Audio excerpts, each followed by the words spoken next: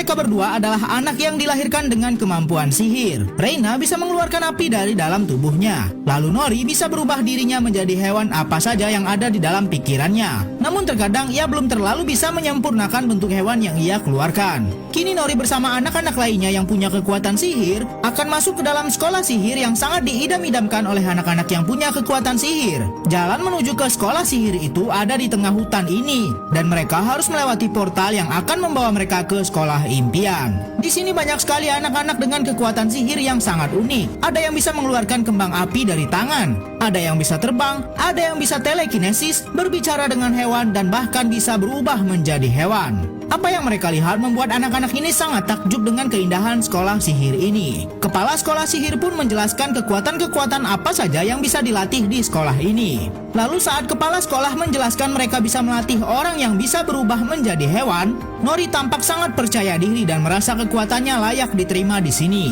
Namun ternyata mereka tak bisa langsung masuk ke kelas yang mereka inginkan. Mereka harus mengikuti tes terlebih dahulu apakah mereka layak masuk ke kelas yang mereka mau. Ujian dimulai dengan anak-anak yang ingin masuk ke kelas pengendalian api. Mereka harus menyalakan lilin yang ada di depan mereka dari jarak 6 meter, dan mereka akan diberikan kartu yang berisi hasil ujian mereka. Tampak banyak sekali anak-anak yang berbakat mengendalikan api. Lalu kini giliran anak bernama Elliot. Ia tampak sangat gugup. Lalu saat Elliot menunjukkan kekuatannya, yang keluar dari tangannya bukanlah api melainkan asap yang sangat tebal. Wah, sepertinya Elliot akan gagal nih. Berikutnya giliran Reina. Apakah Reina berhasil?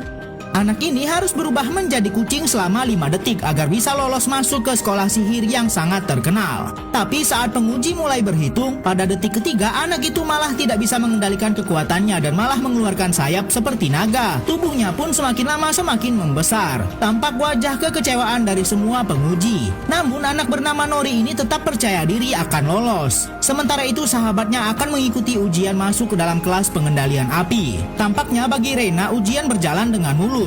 Banyak sekali kelas-kelas yang ada di sekolah ini, seperti kelas yang menampung anak-anak yang bisa berbicara dengan hewan. Lalu kelas telekinesis, ujiannya mereka harus menarik benda yang ada di depan mereka. Namun salah satu anak malah agak lain kekuatannya. Bukannya menarik, ia malah membuat benda itu terlempar dan hampir mencelakakan para penguji. Selanjutnya kelas terakhir, yaitu untuk anak-anak dengan kekuatan bisa terbang. Ujiannya mereka harus melayang selama 5 detik dan mendarat dengan mulus. Tapi salah satu anak tampak gelisah saat akan gilirannya. Lalu saat ia melepaskan tas yang dibawanya, anak ini malah melayang dengan kencang dan tak bisa turun lagi. Ternyata ia tak bisa mengendalikan kekuatan terbangnya, sehingga pantas saja ia harus membawa pemberat di dalam tasnya. Setelah ujian selesai, anak-anak pun